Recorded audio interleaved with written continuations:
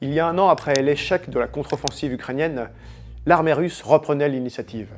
Alors pour quel résultat? On va voir ça. Regardons d'abord à l'échelle de l'Ukraine tout entière. Il y a un an, le front en était là, et en ce mois d'octobre 2024, on en est là.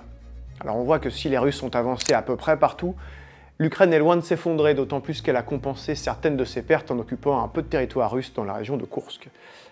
Mais par contre, si on se focalise sur le Donbass, dont la conquête reste l'un des objectifs majeurs de Vladimir Poutine, on voit que les Russes ont enregistré des succès notables.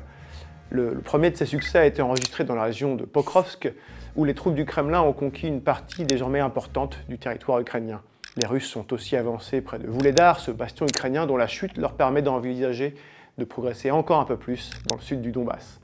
Et puis les Russes sont également progressés dans le secteur de Bakhmout, où ils cherchent à prendre Tsazivyar, une autre ville stratégique sur la route de Kramatorsk. En résumé, on peut donc dire que les Ukrainiens ne se sont pas effondrés, mais en ce mois d'octobre 2024, ils restent tout de même sous une très forte pression.